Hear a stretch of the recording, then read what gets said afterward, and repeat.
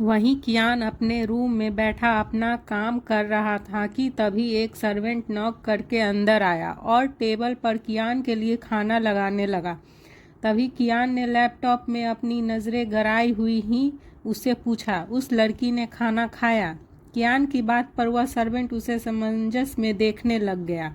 उसने जोर का झटका लगा था। फिर वह सर्वेंट कियान को देखते हुए मन ही मन खुद से यह बोला, यह सर को क्या हो गया है? आज पहली बार उन्होंने किसी के बारे में पूछा है कि किसी की परवाह की है। जवाब न मिलने पर कियान ने उस सर्वेंट को घूर कर देखा। फिर वह सर्वेंट उसकी आंखों देखकर डर से कांपने लगा और धीरे से बोला, नहीं। फिर कियान का इशारा मिलने पर वह सर्वेंट वहां से चला गया। फिर कियान उठा और सुहानी के रूम की तरफ चला गया। कियान ने रूम में एंटर होते ही देखा तो सुहानी अभी तक सो रही थी। सुहानी की सोता हुआ देख कियान ने खुद से ही कहा, यह लड़की अभी तक सो रही है। कियान सुहानी को देखते हुए उसके पास गया। सुहानी का चेहरा सोते हुए और भी ज़्यादा मासूम और खूबसूरत लग रहा था।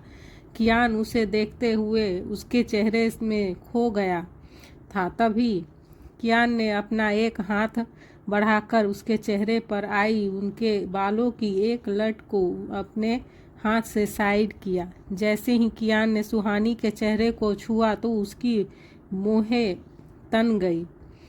सुहानी की बॉडी का स्ट्रेचर नॉर्मल से ज़्यादा गर्म था।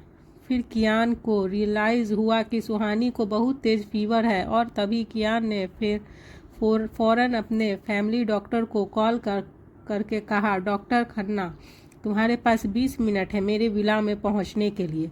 डॉक्टर खन्ना कियान की बात सुनकर डर गए और अटकते हुए बोले, ओके सर, मैं आ रहा हूँ। फिर कुछ ही देर बाद डॉक्टर खन्ना कियान के सामने खड़े थे। कियान डॉक्टर खन्ना को सुहानी के रूम में ले गया। सुहानी को देखकर डॉक्टर खन्ना को जोर का झटका लगा और वह खुद से ही बोले, कियान की विला में यह लड़की, अनपॉसिबल। यह कहकर डॉक्टर खन्ना सुहानी का चेकअप करने लगे। सुहानी का चेकअप करके डॉक्टर खन्ना कियान की तरफ देखकर बोले, मैंने इंजेक्शन दे दिया है, अगर फिर भी फीवर कम न हो तो ठंडे पट्टी की ज़रूरत है। कियान डॉक्टर खन्ना का प्रिस्क्रिप्शन ध्यान से सुन रहा था तो वहीं डॉक्टर खन्ना कियान का यह रूप देखकर शॉक थे, पर डॉक्टर खन्ना ने इतनी हिम्मत नहीं थी कि वह कियान से कोई सवाल कर सके। फिर डॉक्टर खन्ना अपने सारे सवालों को अपने मन में लिए वहां से चले गए और कियान की चेयर पर बैठकर सुहानी के होश में आने का इंतजार करने लगा। वहीं दूसरी तरफ जब राघव को यह पता चला कि एक बार फिर कियान की वजह से उसका बनता काम बिगड़ गया तो वह गुस्से में पागल हो गया। फिर उसने गुस्से में चिल्लाते हुए कहा, कियान ओबरॉय, अब बस, बहुत हो गया, बहुत कर ली तूने अपनी मनमानी, अब बारी मेरी है। यह कहते हुए राघव शैतानों की तरह हंसने लगा। इधर राहुल ने अमित शुक्ला और उसकी बेटी के प्रोटेक्शन के लिए अपने कुछ आदमियों को उसके साथ भेज दिया था। वह सभी आदमी शुक्ला के घर के चारों तरफ अपने हाथों में गन लिए पहरा दे रहे थे। तभी उसमें से एक आदमी ने सभी आदमियों की नज़रों से बचते हुए अपने सेल फोन से किसी को सीक्रेटली मैसेज सेंड कर दिया। मैसेज सेंड करने के बाद वह आदमी खुद से बोला, मैं सोच भी नहीं सकता जब सर को पता चलेगा तो वह क्या करेंगे। वहीं घर के अंदर स्वाति अपने बेड पर लेटी हुई कुछ याद करते हुए मुस्कुरा रही थी। फिर उसने बेड के सिरहाने पर रखा अपना फ़ोन उठाया और सोशल मीडिया ओपन करके राहुल का नाम सर्च किया। सर्च करते ही स्वाति को राहुल नाम की लंबी लिस्ट दिखी।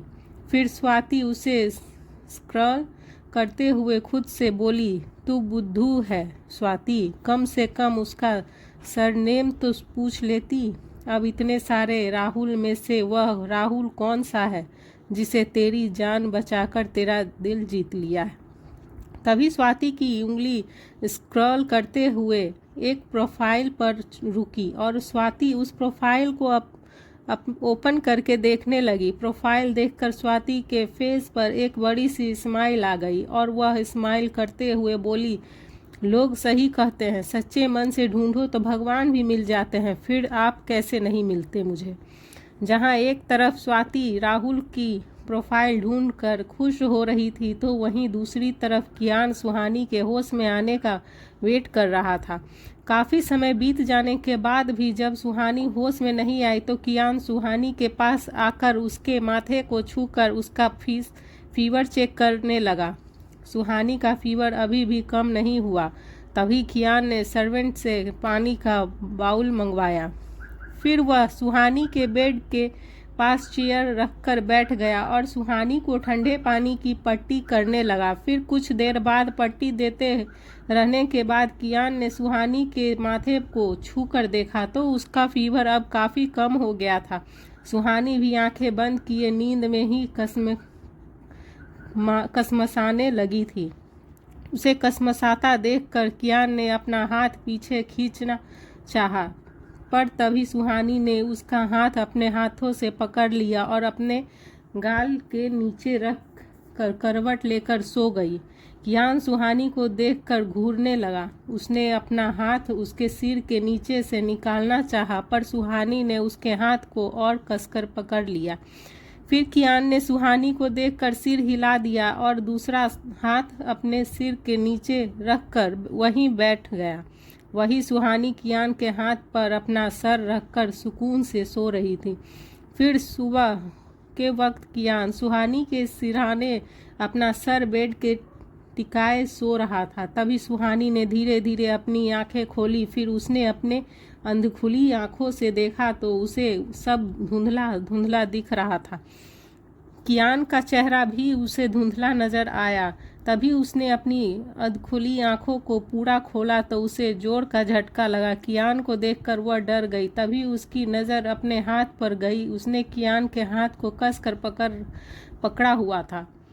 अपने हाथों के बीच कियान के हाथ को देखकर सुहानी के गले में उसकी सांसें अटक गई और उसने खुद से ही कहा, हे भगवान, क्या मैं पूरी रात इस राक्षस का हाथ पकड़कर सो रही थी। तभी डरते हुए सुहानी ने फिर से कियान के चेहरे को देखा और उसे देखते हुए उसके चेहरे पर स्माइल आ गई। कियान सोता हुआ सुहानी को बहुत ही क्यूट लग रहा था।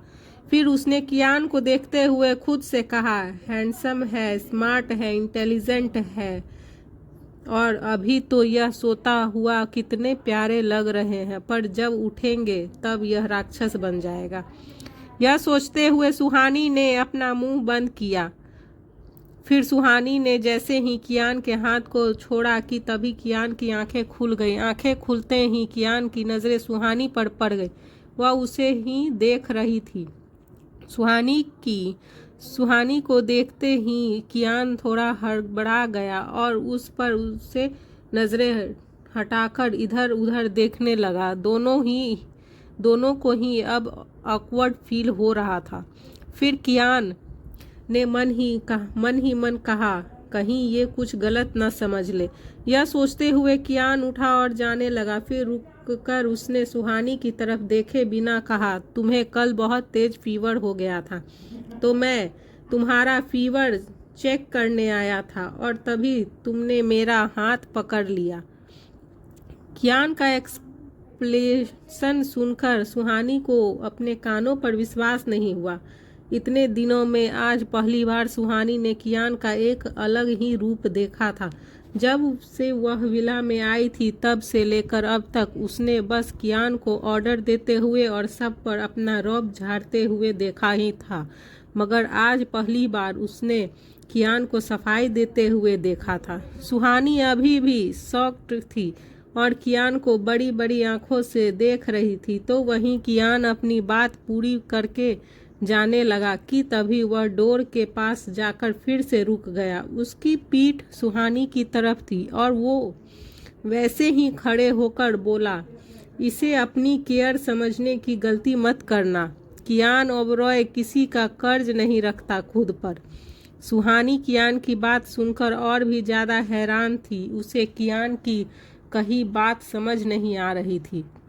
थोड़ी देर पहले जब कियान के बारे में सुहानी अच्छा सोच रही थी तो अब उसे अपनी इस बेवकूफ़ी पर हंसी आ रही थी। फिर उसने सोचते हुए खुद से कहा, इस राक्षस ने ये क्या कह कि वह किसी का कर्ज नहीं रखता, इसका क्या मतलब है।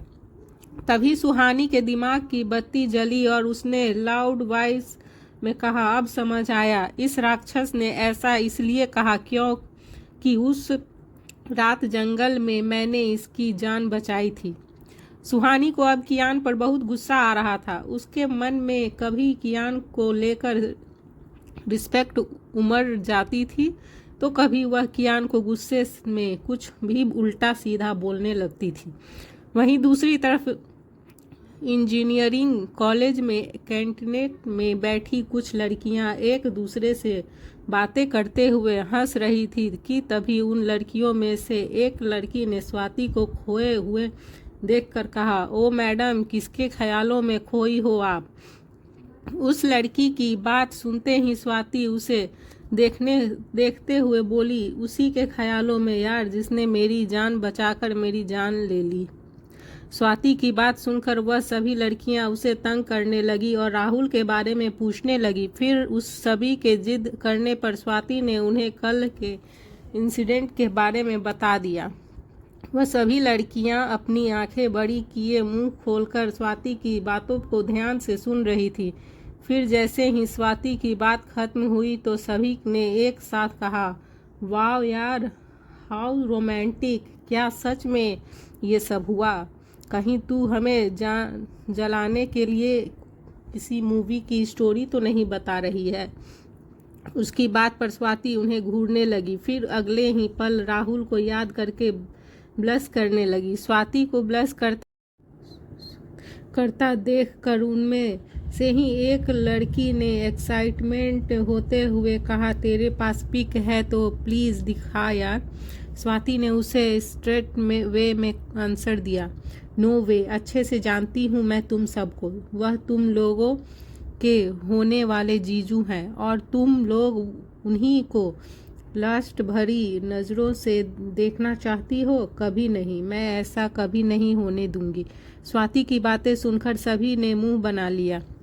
उधर विला में सुहानी फ्रेश होकर ड्रायर से अपने बालों को सुखा रही थी। बालों को सुखाते हुए सुहानी की नज़र वहीं पास में रखे टेबल पर गई। वहां पर एक बाउल रखा था। फिर वह उस बाउल को देखते हुए बोली, ओह, तो इस राक्षस ने मुझे पानी की पट्टी भी की थी।